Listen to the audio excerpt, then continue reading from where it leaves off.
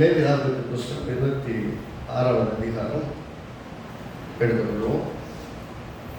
புது வருட வாக்குத்தத்தத்தின் தொடர்ச்சியாக இன்றைக்கு 9ஆம் வசனத்தை மீண்டும் நாம் பார்ப்போம். லேவியராகமம் 26:9. நான் உங்கள் மேல் கண்ணோக்கமாக இருந்து உங்களை பலுகவும் பெருகவும் பண்ணி உங்களோட என் உடன்படிக்கையை திடப்படுத்துவேன். மீண்டும் சேர்ந்து வாசிக்கலாம். நான் உங்கள் மேல் கண்ணோக்கமாக இருந்து உங்களை பழுகவும் பெருகவும் பண்ணி உங்களோட என் உடன்படிக்கையை திடப்படுத்துவேன்.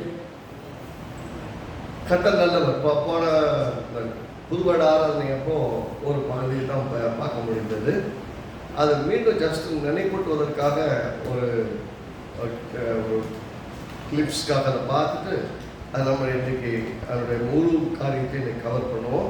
அதனால் தான் கொஞ்சம் சீக்கிரமாகவே ஆரம்பிக்க வேண்டியது இருந்தது. சரி, முதல் விஷயம், இந்த வசனத்துடைய பின்னணியை மெசேஜ் டிரான்ஸ்லேஷனில் நான் சொன்னேன், I will give you my full attention. அப்படின்னா என்ன அர்த்தம்? கர்த்தர் எப்படி பார்க்குறாங்க நம்ம மேலே? Full attention. அப்படின்னா என்ன அர்த்தம்? உன்னை தவிர வேறு எதையும் கவனிக்கிறது இல்லை. உன் காரியத்தை தவிர எனக்கு பெரிய விஷயமே இல்லை. முதல்ல நீ சரியாகணும், முதல்ல நீ பெரிய ஆளாகணும், முதல்ல உன்னை உயர்த்தணும், முதல்ல உன்னை நல்ல உயர்ந்த ஸ்தானத்துக்கு நான் கொண்டு வரணும். இப்போ இந்த வருஷத்தில் எனக்கு என் ஃபோக்கஸே மேலே தான் அப்படின்னு கர்த்தர் சொல்கிறார். I will give my full attention. அப்படின்னா கர்த்தர் நம்மளை கவனித்து பார்க்குற பெரிய விஷயம். வானாதி வானங்கள் கொள்ளாதவர் உலகத்தில் கோடிக்கணக்கான மக்கள் இருக்கிறாங்க. ஆனால் அவர் சொல்கிறார், நான் உன் மேலே கவனமாக இருக்கிறேன். ரெண்டாவது என்ன சொல்கிறது? I will make sure you prosper. நீ பெருகிறத நீ ஆசீர்வாதமாக ப்ராஸ்பர்னு சொன்னால் இப்போ இருக்கிறத விட பொருளாதார ரீதியாக மிக உயர்ந்த ஸ்தானங்களிலே, வருமான ரீதியாக, வாழ்க்கை தர ரீதியாக நாம் பெரிய ஆள் ஆகிறத நான் உறுதியாக செய்யப்படுவேன். I will make sure. அப்படின்னா நீ எதை சொல்லுவாங்கல்ல, எல்லாருக்கும் கரெக்டாக பொருள் வந்துச்சான்னு கரெக்டாக செக் பண்ணி ஒருத்தரோடு விசாரிப்படு அப்படின்னு சொல்லுவாங்கல்ல. அந்த மாதிரி எல்லாத்தையும் அவ்வளோ அக்யூரேட்டாக நீ கரெக்டாக அவ்வளோ கவனம் வைக்கப்படுற. எதுக்கு? நீ நல்லா ப்ராஸ்பர் ஆகிறதுக்கு, அதாவது செழிப்படைவதற்கு. இன்னொரு make sure you grow in numbers. நீ எண்ணிக்கையிலே பெருகுவதற்கு, பொருளாதாரத்தில் பெருகுவது, எண்ணிக்கையிலே பெருகுவது, இந்த விஷயங்களை நான் பார்த்துக்கிறேன். And keep my covenant with you in good working order. எப்படியெல்லாம் அந்த வாக்கு தத்துவம் உனக்குள்ள நிறைவேறணுமோ ஸ்டெப் பை ஸ்டெப்பாக உனக்குள்ள நிறைவேறு. அப்படின்னா கர்த்தர் ஏதோ போகிற போதும் பொதுவாக சொல்லிட்டு போகலை, திட்டமிட்டு. அதுக்கு என்ன தெரியுங்களா? இந்த வாக்கு தத்துவம் இப்போ வந்திருக்கு. ஆனால் அதுக்கு முன்னாடியே இந்த வருஷம் ஆரம்பிக்கிறதுக்கு முன்னாடியே போன வருஷத்துல கர்த்தர் பார்த்து இந்த நம்ம வாழ்க்கைகளை கொடுக்குற நிறைய விஷயங்கள் நம்ம அனுபவிச்சிருக்கிறோம். சிலர் சாட்சிகளாகவும் சொன்னீங்க. கர்த்தருக்கு மகிமை உண்டாகட்டும். அப்படின்னா கர்த்தர் நமக்கு பார்த்து செய்கிறாருங்கிறத பர்சனலி வி நோ தட். எனக்கு தெரியும் என் தேவன் எனக்கு பார்த்து செய்கிறார். இல்லை, இப்போ எப்போ ஆரம்பிச்சிட்டாருன்னா போன வருஷத்துலேயே ஆரம்பிச்சிட்டார். இந்த வருஷத்துல என்னது? இப்போ என்ன புதுசாக வாக்குத்தத்தம் கொடுக்க வேண்டியது இருக்கு? வெறும் வாக்குத்தத்தம் பின்னாடி சொல்றாரு, நான் என் உடன்படிக்கை திடப்படுத்து, ஐ எஸ்டாப்ளிஷ். எப்படின்னா பில்லர் போட்டு காங்கிரீட் போட்டு கட்டி இந்த வாக்கு தத்தமெல்லாம் உனக்குள்ள நிறைவேறும் என்பதை நான் உறுதிப்படுத்துவேன், அல்லது உறுதியாக செய்வேன், அல்லது உறுதியாக சொல்வேன் என்று கர்த்தர் சொல்றாங்க. அப்போ கர்த்தருடைய ஆசை என்ன? நம்ம மேல முதல்ல ரொம்ப அட்டென்ஷன் வைக்க. இந்த வருஷத்துல நம்ம முதல்ல ரொம்ப அட்டென்ஷனாக இருக்கணும். நம்மளை அட்டென்ஷன் கொடுக்கணும். அப்படின்னா முதல்ல நாம் அட்டென்ஷன் கொடுக்க வேண்டிய ஒரு 4 காரியங்களை போன வாரத்தை சொன்னேன். போன 1ஆம் தேதி சொன்னேன். 4 காரியம் என்னன்னா, கர்த்தர் 1ஆம் வசனத்தை சொல்றாரு. இது லேவியராகமம் 26:1, நான் உங்கள் தேவனாகிய கர்த்தர், ஆகவே உருவ வழிபாடு செய்யாது. என்னை தவிர நீ கண்ணு முன்னாடி வச்சு பார்க்கறதுக்கு என்னை ஒப்பிடுவதற்கு ஒரு உருவத்தை உண்டாக்கி வச்சு எதுவுமே பண்ணவே பண்ணாது. என்னை ஆராதிக்கிற நான் ஆவியான தேவன், ஆவியிலே உணர்ந்து ஆராதிக்கணும். எப்படி ஆராதிக்கணும்? ஆவியில உணர்ந்து ஆராதிக்கணும். ஒரு உருவத்தை செய்து அல்லது ஒரு சிலையோ ஒரு போட்டோவையோ ஒரு ஜீசஸ் போட்டோவை கூட வச்சு அது ஒரு மனிதர் நல்லா வரைஞ்சிருக்கிறார். அழகா ஏசு எப்படி இருப்பார்? இயேசுவை யாரும் அவரை பார்த்து அப்படியே லிட்டரெல்லாம் வரைஞ்சதில்லை. நிறைய பேர் பார்த்துருக்கேன் அப்படிலாம் சொல்லிக்கிறாங்க. யாராலையும் அவரை வர்ணிக்கவோ வரையவோ முடியாது. யோவான் ஸ்நானகர் ஒரு முறை ஒரு ஃபாரினர் வந்து வெளிப்படுத்த விசேஷத்தில் இயேசுவை பற்றி யோவான் சொல்கிறேன் வர்ணிப்ப கண்கள் வந்து அக்கினி ஜோலம் வந்துச்சு அப்படின்னு போட்டேன்னா அதே மாதிரி வரைஞ்ச ஒரு படத்தை போட்டால் பார்த்தா பேய் பார்த்த மாதிரி இருந்தது. கண்ணிருந்து லைட் அடிக்கிற மாதிரி அப்படி இப்படி. அதாவது அதை வார்த்தைகளில் சொல்ல தெரியல, எப்படி டிஸ்கிரைப் பண்ண தெரியல. ஏதோ தனக்கு தெரிஞ்ச விதத்தில் அவர் சொல்ல முயற்சி பண்ணியிருக்கார் யோவான். அதை வச்சுட்டு ஒரு படத்தை பிக்சரை கிரியேட் பண்ணவே முடியாது. அவர் என்ன சொன்னார், ஆவியான தேவனுக்கு உருவம் இல்லை, உருவத்தில் வந்தவர் ஆண்டவராக இயேசு. அவர் வந்து மரித்து உயிரோடு எழுந்ததுனால இப்ப மகிமை அடைந்திருக்கிறார். அந்த மகிமை அடைந்த இயேசு பிதாவுடைய தற்சுரூபமா இருக்கிறார், அவரை போல வெளிப்படுத்துகிறார். ஆகவே உருவ வழிபாட நீ செய்யாத. முதல் கண்டிஷனை கர்த்தர் சொல்றாருன்னா, நான் உன் மேல கவனமா இருக்கிற மாதிரி இருக்கிறதுக்கு நீ நான் சொல்ற வார்த்தையில கவனமா இரு. முதல் விஷயம், உருவ வழிபாடு செய்யாத, ஏன்னா நான் உன் தேவனாய் கர்த்தர். ரெண்டாவது, ஓய்வு நாளை முக்கியத்துவப்படுத்து.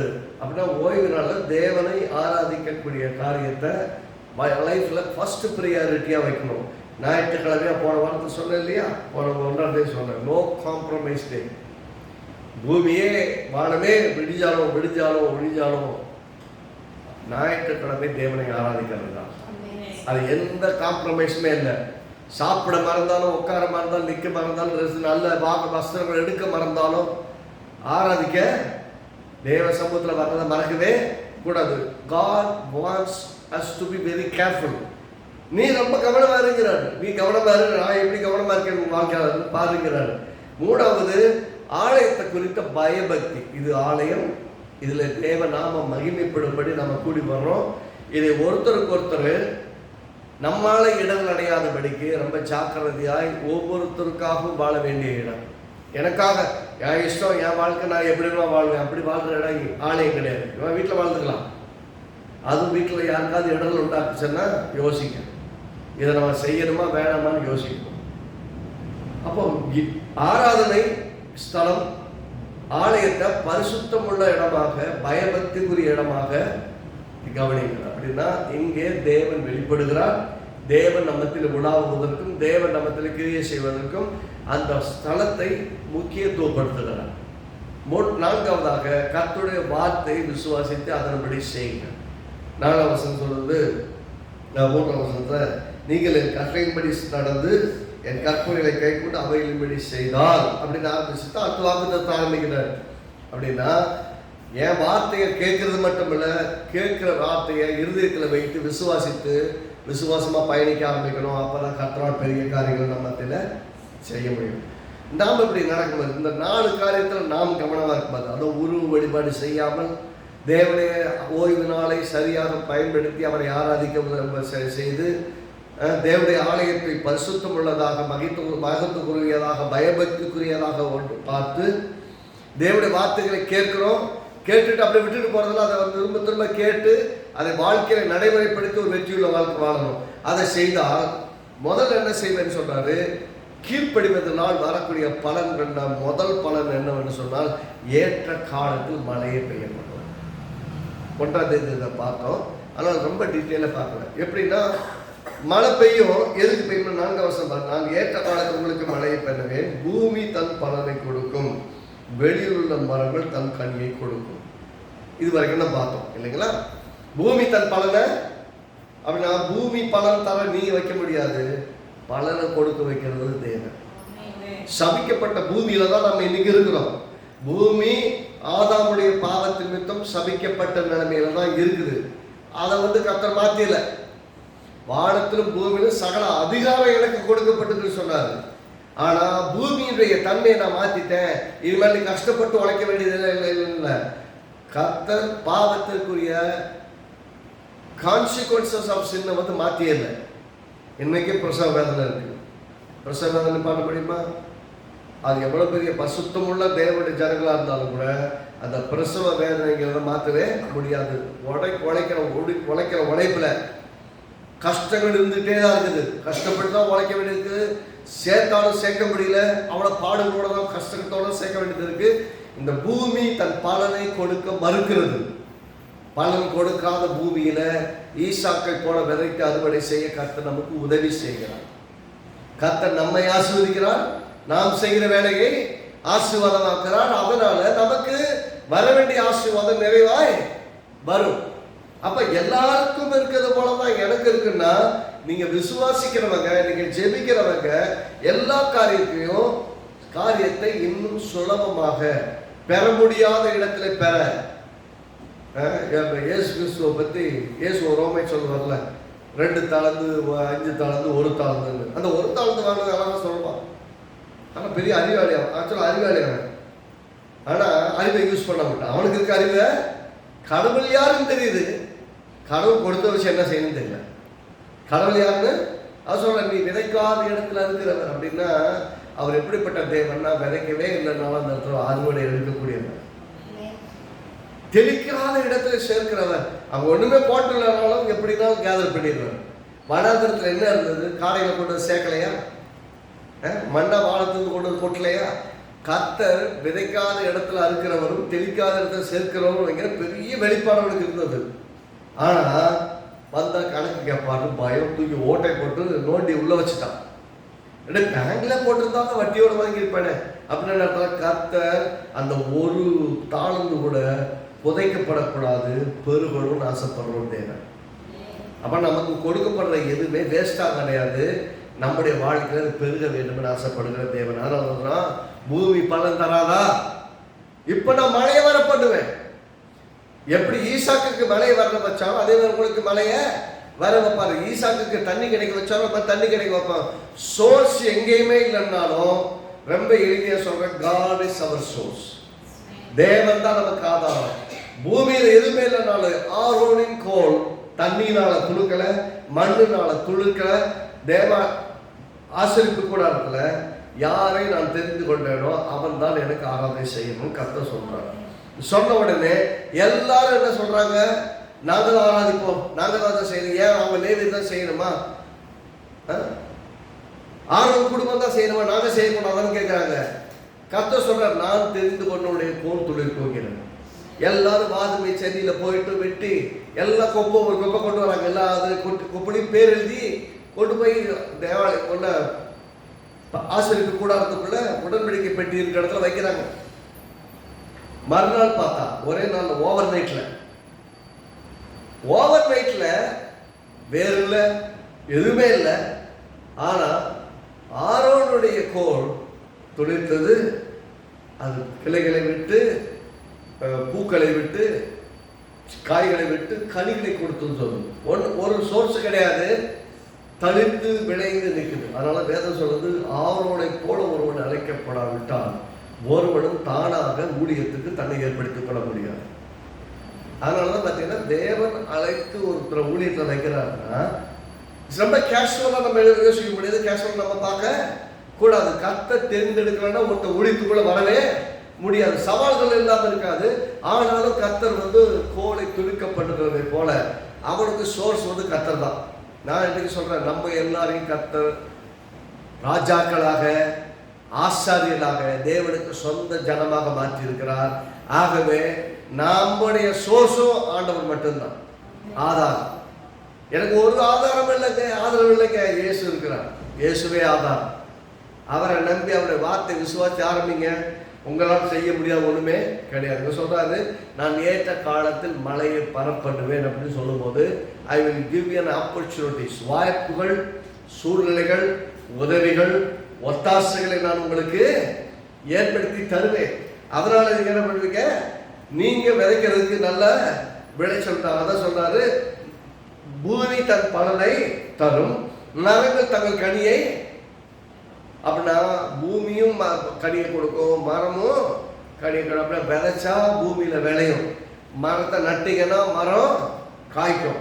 அப்படின்னா நீங்க செஞ்சா அது யூஸ்லெஸ்ஸா போயிடுச்சு, வேஸ்டா போயிடுச்சுன்னு இருக்கவே இருக்காது. நீங்க உழைக்கிற உழைப்பு ஆசீர்வாதமா இருக்கும். ரெண்டாவது பார்த்தீங்கன்னா, இந்த ஆசீர்வாதம் ஏற்ற காலத்துல மழை பெய்ய பண்ணுவேன்னு சொன்னார்ல, மழையை பெய்ய என்ன நடக்குமா, பூமி தன் பலனை கொடுக்கும், மரங்கள் தங்கள் கனியை கொடுக்கும், சிறப்பு. ஆனா இப்படிப்பட்ட ஆசீர்வாதத்தினுடைய எக்ஸ்டென்ஷன் அல்லது எக்ஸ்பான்ஷன் என்னன்னு பார்த்தீங்கன்னா 26:5 பாருங்க, திராட்சைச்சரம், அதாவது கீழ்ப்படுதல வர ஆசீர்வாதம் முதல் காரியம் வந்து ஏற்ற காலத்துல மழை பெய்யப்படும், அதனால விளைச்சல்கள் உண்டாகும். விளையாத இடத்துல விளையும், தெளிக்காத இடத்துல நீங்க சேர்ப்பீங்க, உங்களுக்கு வராத இடத்துல வாய்ப்புகள் வரும், உயர்வுகள் வரும். அதுக்கு மேல அடுத்த லெவல் என்னன்னா தொடர் அறுவடையில். அதுக்கு முன்னாடி 2-3 இது தொடர்பான வசனங்களை பார்த்தீங்கன்னா உபாகமம் 11:14 பாருங்க. உபாகமம் 11:14 கர்த்தர் இந்த சில விஷயங்களை சொல்லும் போது இதை எப்படி இணைத்து சொல்லுகிறார் அப்படிங்கிறத இங்க பாருங்க. உபாகமம் 11:14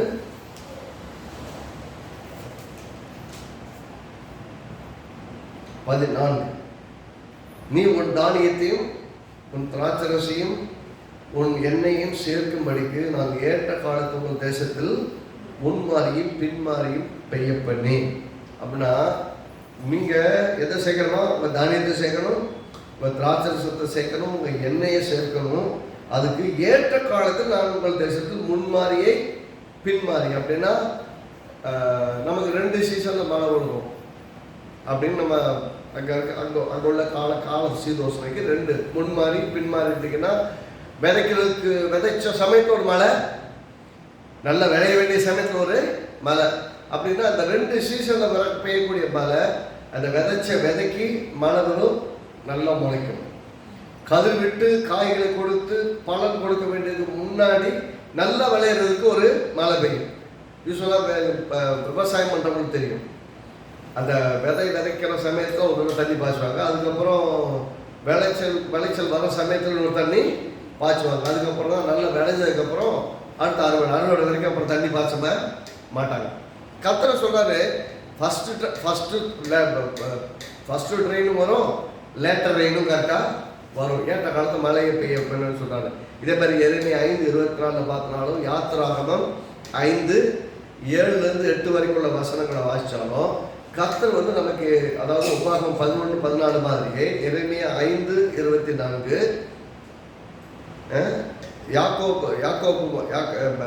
யாத்திராகமத்தில் 5:7-8 வசனங்கள்ல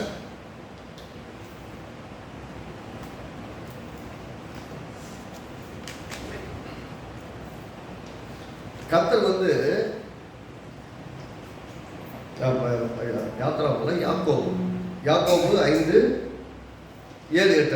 யாக்கோபுல வாசிக்கிற பாருங்க. யாக்கோபுல 7ஆம் வசனமும் 8ஆம் வசனமும், யாக்கோபுல 5ஆவது அதிகாரம் 7ஆம் வசனம் 8ஆம் வசனம். இப்படி இருக்க சொல்றேன், கர்த்தர் வருமானம் நீரிய பொறுமையா இருங்கள், இதோ பயிரிடுகிறவன் பூமியின் நற்பலனை அடைய வேண்டும் என்று முன்மாறியையும் பின்மாறியும் வருமளவும் நீடிய பொறுமையோடு காத்திருக்கிறான். நீங்களும் நீடிய பொறுமையோடு இருந்து உங்கள் இருதயங்களை ஸ்திரப்படுத்துங்கள், கர்த்தர் வருகை சமீபமா இருக்கிறது. எங்க கம்பேர் பண்றாருன்னா, உங்களுக்கு வரக்கூடிய அந்த லேட்டர் ரெயின்ங்கிறதையும் மழையை பின்மாறி முன்மாறி வர்றதுக்காக விவசாயி வானத்தை பார்த்து காத்துட்டு இருக்கிறான்.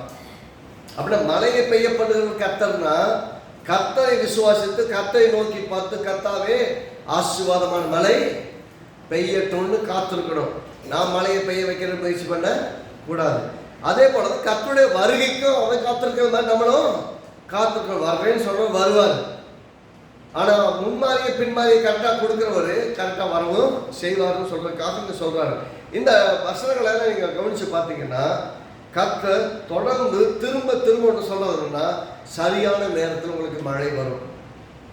சரியான நேரத்தில் நீங்கள் விளைச்சலை எடுப்பதற்கு, வருமானத்தை எடுப்பதற்கு, வாழ்வாதாரம் உயர்வதற்கு, நீங்கள் சேமித்து வைப்பதற்கு ஏதுவாக ஏற்ற காலத்திலே மழையை பெய்ய பண்ணுவார். பூமின்னா விளையும், மரம்னா காய்க்கும்.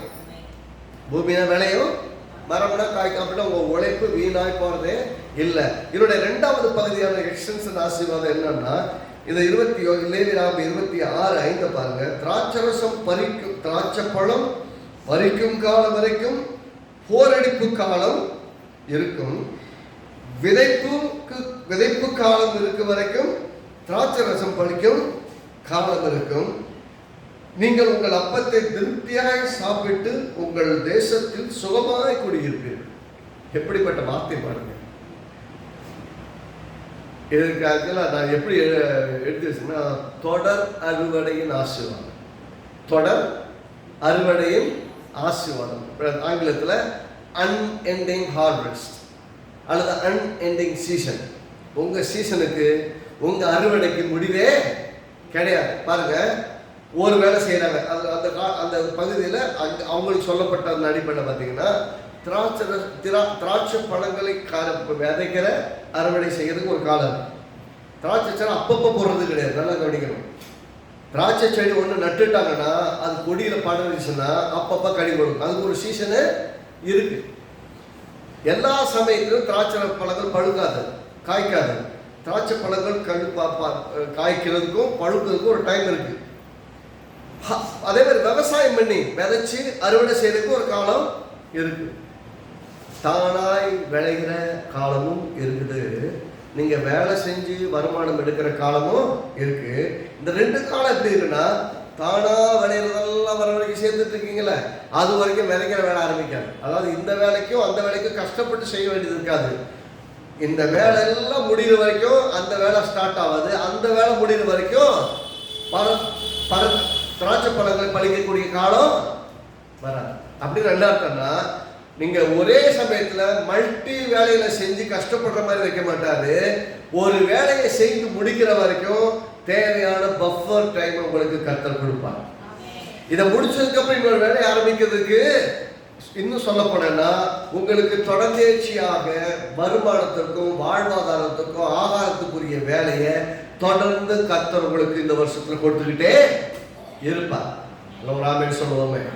இந்த வேலைங்கிறது எப்படின்னா, ஒரு சீசனுக்காக அப்படி கிடையாது.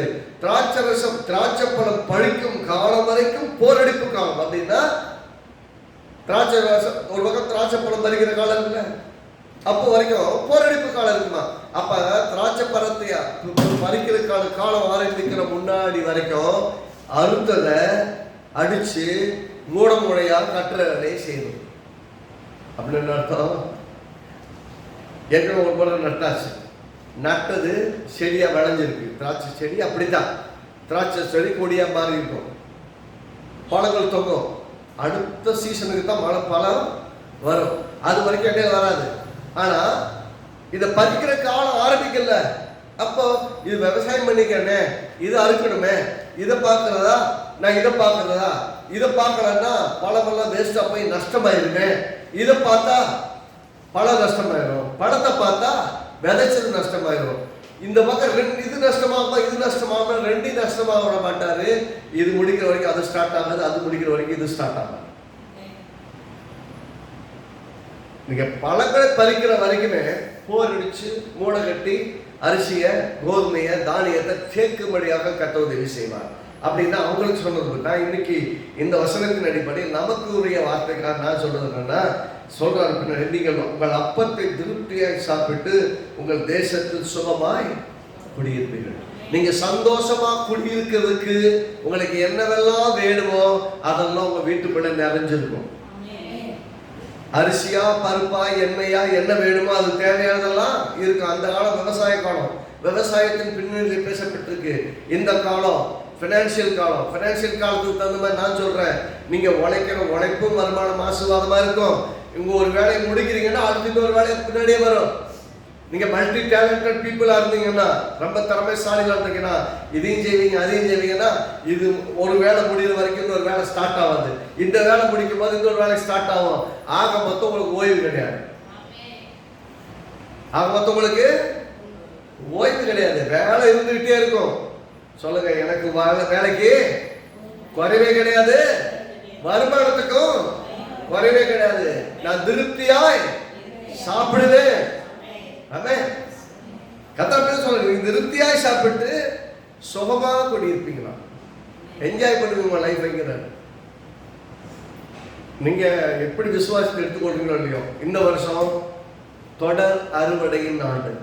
எப்படி சொல்றது, தொடர் அறுவடையின் ஆண்டுங்கிற விட தொடர் அறுவடையின் ஆசீர்வாதத்தின். ஆமா, இது ஒரு பாட்டு. அதை பார்த்தீங்கன்னா தேவன் கவனமா பார்க்கிறார்ல. என்ன பார்க்கிறாரா?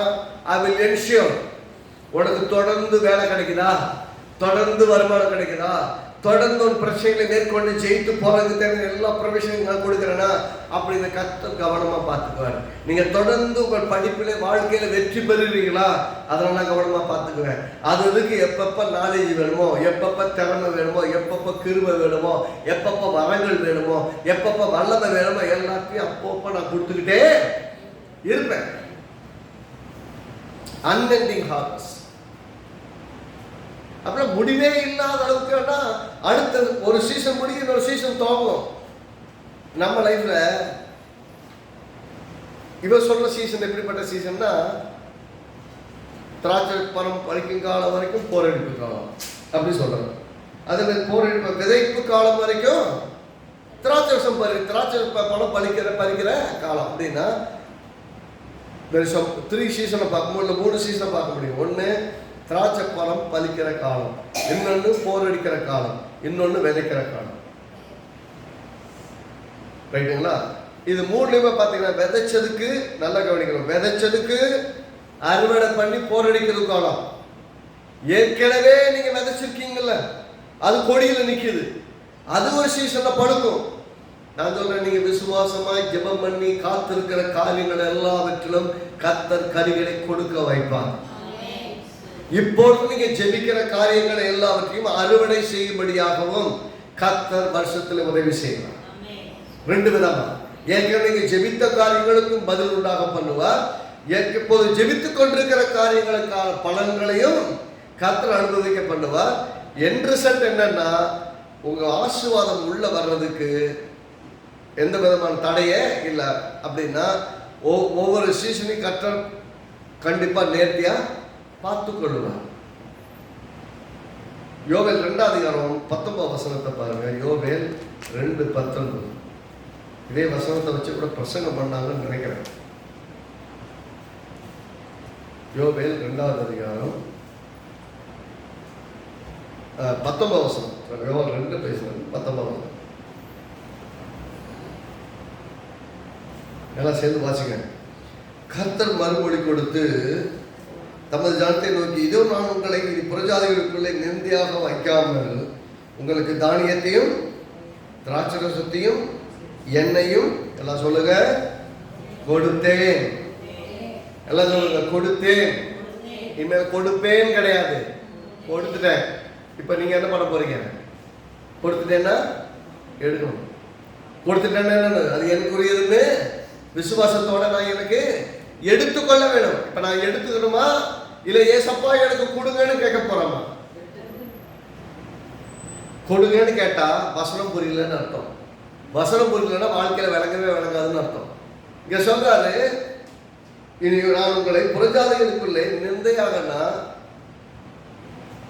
பார்த்து உங்களை பார்த்து பரியாசம் பண்ற மாதிரி அல்ல கேவலமா நினைக்கிற மாதிரி மோசமா உங்களை பார்க்குற மாதிரி நான் கைவிட மாட்டேன். ஏன்னா உங்களுக்கு தானியத்தையும் திராட்சையும் எண்ணெயும் கொடுப்பேன். அப்படின்னா பட்டினியா கர்த்தர் விட மாட்டார்னு அர்த்தம். என்ன சொல்றாரு? பட்டினியா கர்த்தர் ஒரு நேரம் சாப்பாடை சாப்பிட்டு எப்படியே கவித்தை கட்டி வாயை கட்டி எதாவது பண்ணலாம் அப்படின்னு நீங்க செய்யலாம் நீங்க நினைச்சீங்கன்னா, அவர் சொல்றாரு, உன்னை நான் பிரஜாதிகளுக்கு முன்னாடி வெக்கப்பட விட. ஏன்னா உங்களுடைய பெருமை அவருடைய பெருமையோடு சேர்ந்து. உங்க தேவன் யாருன்னு முதல்ல கேட்பாங்க. ரைட் தானே? என்ன டைப் ஆஃப் தேவனை நீ ஆராதிக்கிற? உன்னை மட்டும் நல்லா வச்சிருக்கிறாரு அப்படி பார்த்து கேட்கும்போது எப்படி இருக்கும்? பெருமையா கர்த்தருக்கு இருக்கும். சொல்லிட்டு நீங்கள் அதனால் திருப்தியாக இருக்கும். திரும்ப தான் சொல்றேன். அப்படின்னா நீங்கள் திருப்தியாய் சாப்பிட்டு வாழ்வது கர்த்தருக்கு ரொம்ப பிடிக்கும். உங்க பிள்ளைகளுக்கு சாப்பாடு போடும்போது நீங்க எப்படி இருப்பீங்க? அவங்க திருப்தியா சாப்பிட்டாங்களா? என் வீட்டில் என்ன இருக்கோ தான் வயிற்ற கூட குறைச்சிக்கிட்டு என்ன பண்ணுவாங்க பெற்றோர்கள்? தான் வயிற்ற கூட குறைச்சிக்கிட்டு பிள்ளைக்கு இல்லைன்னா. ஆனா வீட்டில் இருந்தவர்கள் என்ன பண்ணுவாங்க? தாராளமா நல்லா சாப்பிடு, இந்த வயசுல சாப்பிட எப்ப சாப்பிட போற அப்படிதான் கொடுப்பாங்க. நம்முடைய தேவன் அப்படிதான். நமக்கு எப்படின்னா, நல்லா சாப்பிடு, சந்தோஷமா இரு, என்ஜாய் பண்ணு, ஜாலியா வாழ்க்கை அனுபவி. இந்த வாழ்க்கையை நீ ஆசீர்வாதமாய் வாழ்வதற்கே நான் கொடுத்திருக்கிறேன்னு சொல்லுகிறார்.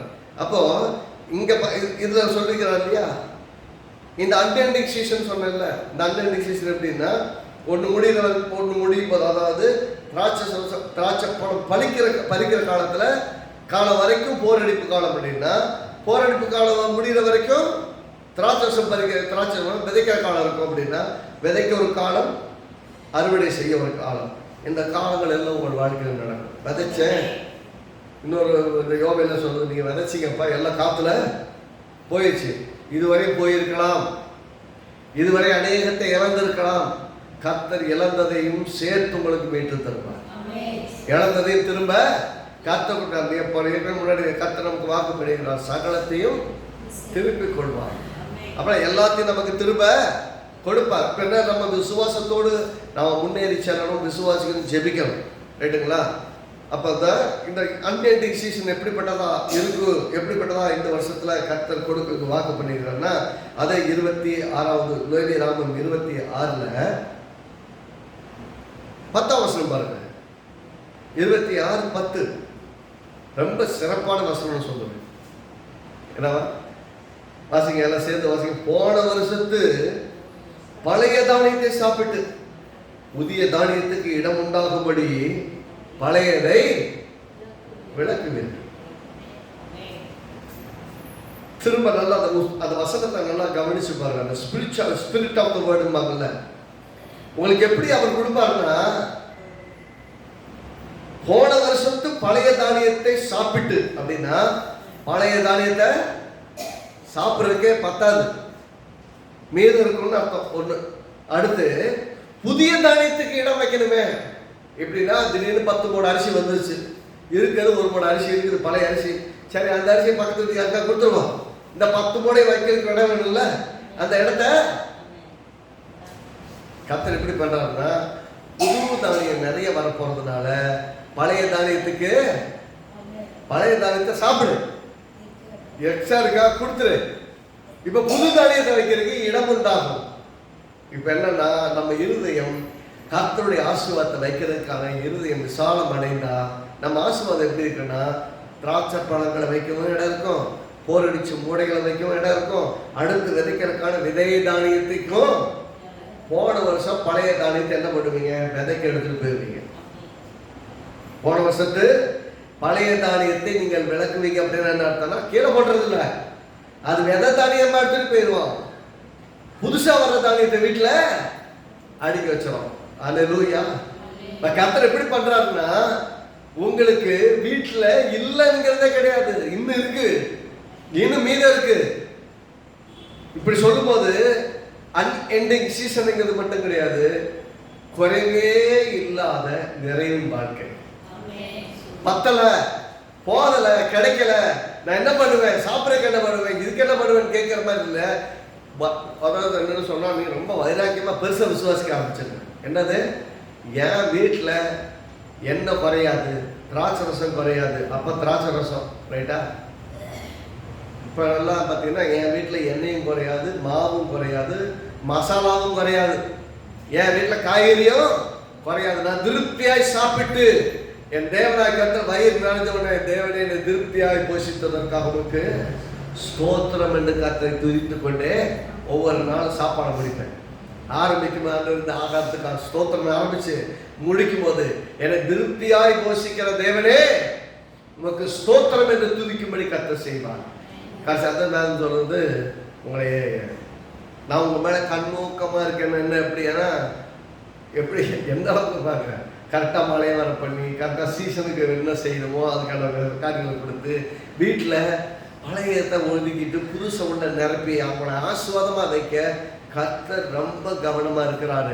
இந்த வருஷத்தில் இது உள்ளத்தில் கண்ணு முன்னாடி எழுதி வைங்க. பழசெல்லாம் ஒழிஞ்சு போகும். பழசெல்லாம் வீட்டில் பார்ப்பீங்க, புதுசு புதுசாக கர்த்தர் பொருள்களை கொடுப்பாரு. பழசை பற்றியான ஒரு யோசனையே வராது. பழசு பழையவனை கழிதலும் புதிய புகுதலும். அந்த மாதிரி புதுசு புதுசாக கர்த்தர் உங்கள் வாழ்க்கையில் நல்ல வீட்டில் பொருள்களை, அருமையும் இருமையுமான பொருள்களை கர்த்தர் கொடுப்பாரு. வீடு ஆசீர்வாதங்கள் மட்டுமல்ல, கர்த்தர் அருளுகிற நல்ல பொருள்களால் நிறைந்திருக்கும். ஆமென்.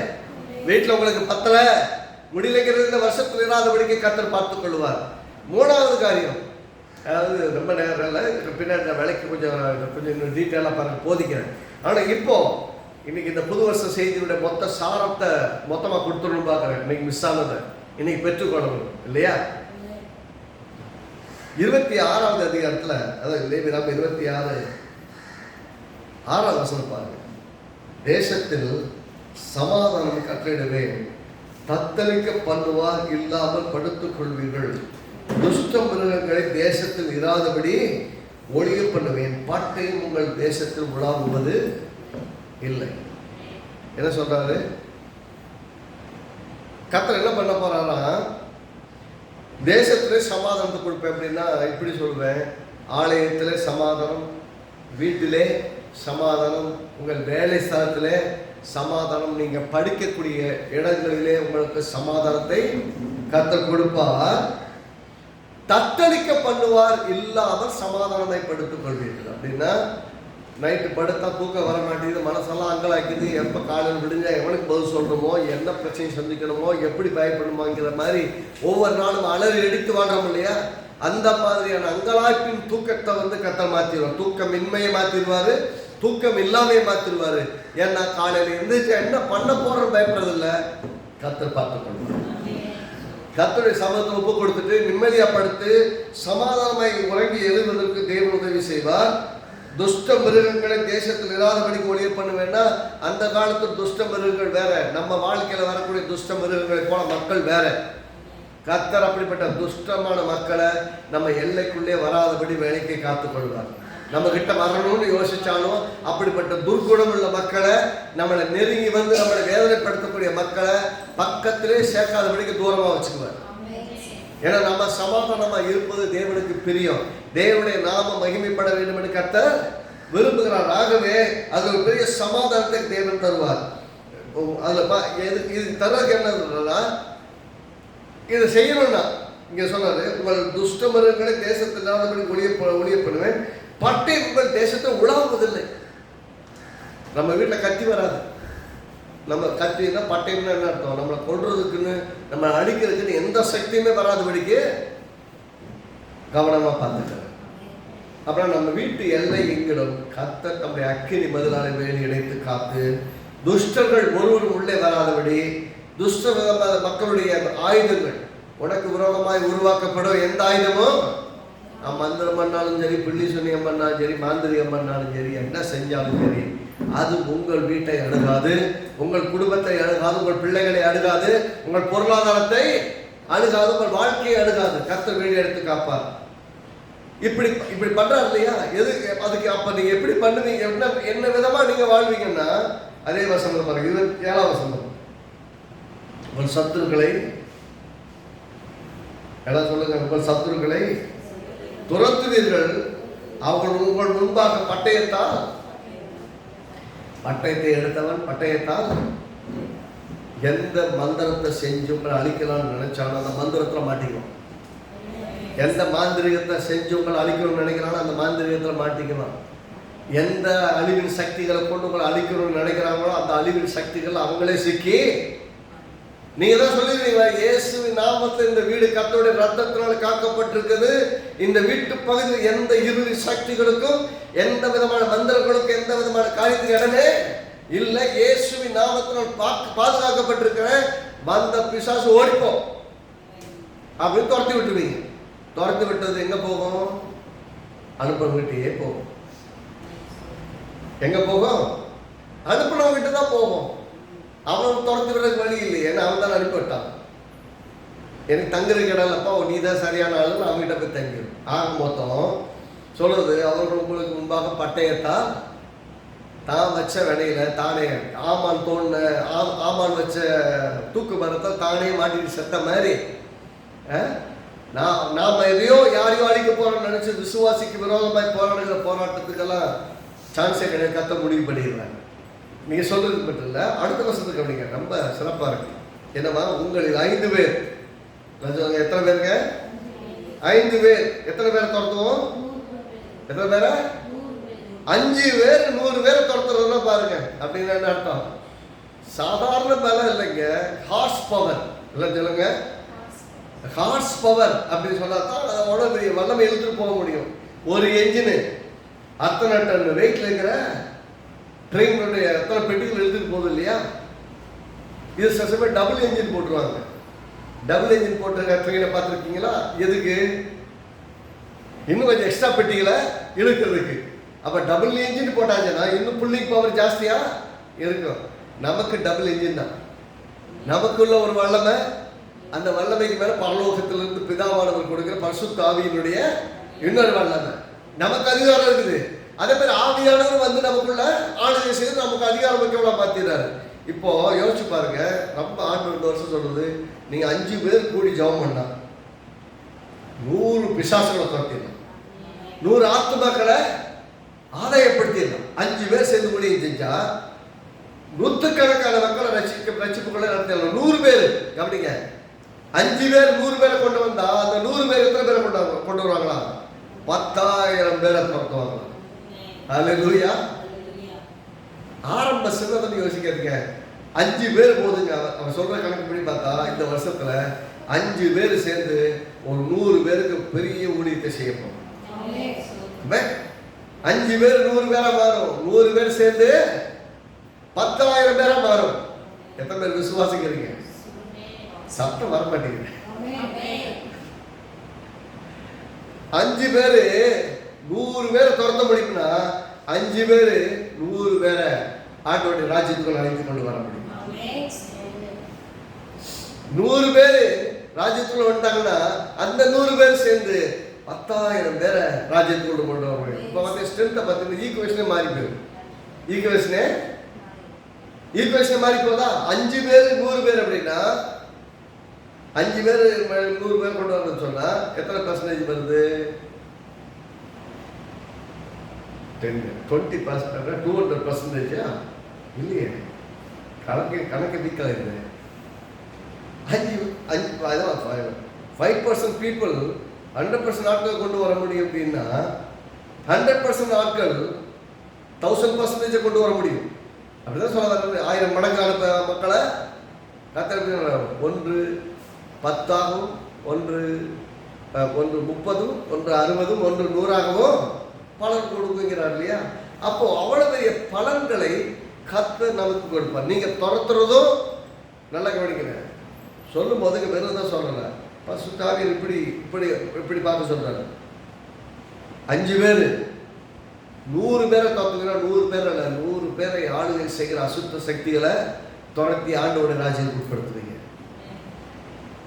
100 பேர், அந்த 100 பேர் மீட்கப்பட்ட அந்த 100 பேர் உங்களோட சேர்ந்து எத்தனை நேரம் 10,000 பேரை துரத்துவீங்கன்னா உங்களுடைய பலன், உங்களுடைய வல்லமை பெருசா பார்க்க சொல்ற. உங்கள் சத்துருக்கள் உங்களுக்கு முன்பாக பட்டயத்தால் விழுவார்கள். மீண்டும் அதையே சொல்றாங்க. 7ஆம் வசனத்தின் கடைசியில் சொல்றாங்க, உங்கள் சத்துருக்கள் அவர்கள் உங்கள் பட்டயத்தால் விழுவார்கள். உங்கள் 8ஆம் வசனம் சொல்ற, உங்கள் சத்துருக்கள் உங்களுக்கு முன்பாக பட்டயத்தால் விழுவார்கள். அப்படின்னா பிசாசுடைய ராஜ்யம் அழிவதையும் தேவ ராஜ்யம் கட்டப்படுவதையும் நீங்கள் பார்ப்பீர்கள். அதே போல உங்களுக்கு விரோதமாக எழுப்புகிற எல்லா பிசாசின் சக்திகளை துரத்திட்டு, இது நான் என் ஏரியா உள்ள வராத, இது ஆண்டவர் வாழ்ற வீடு, இந்த இடத்துல பிசாசின் சக்திகளுக்கு இடமே இல்லைன்னு ரிசர்வ்டு ஏரியா சொல்லுங்க, பிரைவேட் ப்ராப்பர்ட்டி சொல்லுங்க, பிரைவேட் நோ ட்ரெஸ்பாசஸ் அலௌட். எல்லாம் நடுவில் யாரும் உள்ள வந்தெல்லாம் போக முடியாது. Private property. இதுக்கு அது பிரைவேட், அந்த பிரைவேட் இந்த ஓனர் யாரு? ஆண்டவராக இயேசு. இது ஆண்டவராக இயேசுவுக்கு மட்டுமே சொந்தமான வாழ்க்கை.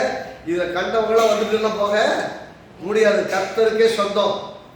அப்படின்னா கர்த்தரே ராஜா, கர்த்தரை ஆளுகிறவர், கர்த்தரை நிறைவாய் நம்மை நடத்துகிறவர்.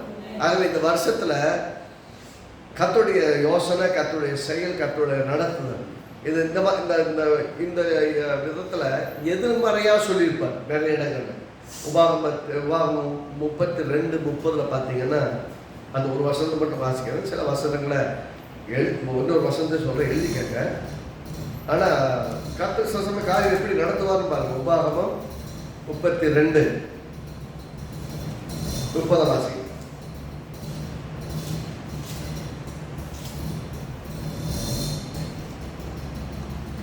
அவருடைய கண்மலை அவர்களை விற்காமலும் கர்த்தர் அவர்களை ஒப்புக்கொடாமலும் இருந்தாலும். அப்படின்னா என்ன அர்த்தம்?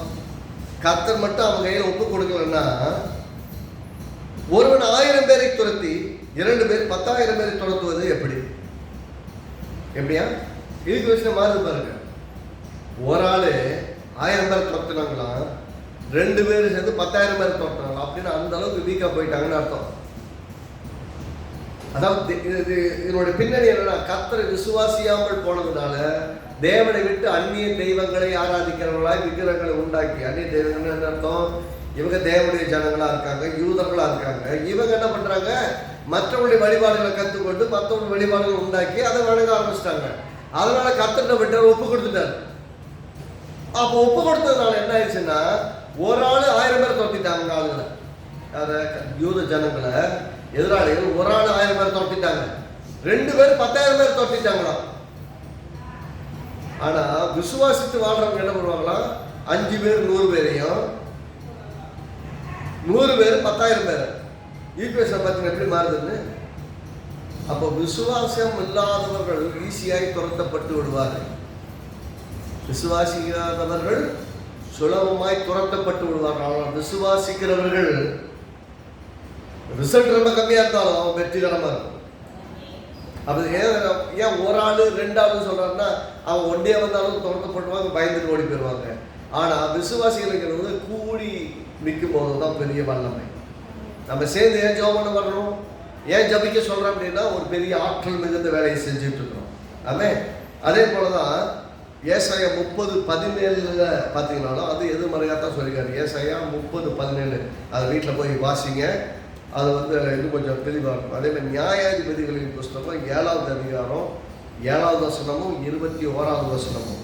நியாயாதிபதிகள் 7வது வசனம் 21வது வசனம் எழுதிக்கிறேன். அந்த நியாயாதிபதிகள் 7ல் சொல்லப்பட்டிருக்கிறவருடைய சாரத்தை சொல்லிடுறேன். அவர் கிதியோனை சந்தித்து, கிதியோனே வா உன்னை கொண்டு ரட்சிப்பை நடத்துவேன்னு சொல்றாரு. அவன் அடையாளத்தெல்லாம் கேட்டான். ஓகே, எல்லாம் முடிஞ்சது. இப்போ கூட ஆளை சேர்த்து கேட்கிறேன். 30,000க்கு மேலே ஆளை கூப்பிட்டு போகிறான். கடைசி எல்லாத்துக்கும் 30,000 பேர். நல்லா படிங்க, 30,000 பேரை கூட கூப்பிட்டு போகிறான். கர்த்தர் செலக்ட் பண்ணது 300 பேர், 1%. 30,000ல் 3000 கிடையாது, 30,000ல் 300 பேர். ஒரே 1% ஆகும். நம்ம கணக்குப்படி பார்த்தா ஒத்தாளை வச்சு அவ்வளவு பெரிய சேடைய 300 பேர் பாத்திரம் எடுத்துட்டு போறாங்க, வெறும் பானை எடுத்துட்டு போறாங்க, கத்திரின் பட்டைன்னு போட்டு உடைக்கிறாங்க. எல்லாம் செதறி ஓடி போயிடுறாங்க. அவ்வளவு பெரிய ராணுவம், கத்தி எடுக்கல, யுத்தம் பண்ணல, எல்லாம் செதறி ஓடி போயிடுறாங்க. கர்த்தர் இந்த வருஷத்துல உங்கள் எதிராளிகளுக்கு உங்களுக்கு கொடுக்கிற பெரிய ஆயுதமே கர்த்தருடைய பட்டயமாகிய துதியின் பட்டயம். நீங்க துதிக்க ஆரம்பிச்சீங்கன்னா எரிகோக்கள் விழும், பிசாசுடைய கிரிகள் அழியும், உங்களுக்கு விரோதமான எல்லா சக்திகளும் அழியும். துதிக்கிறவர்கள் ஜெயிக்கிறவர்களா இருக்கிறாங்க.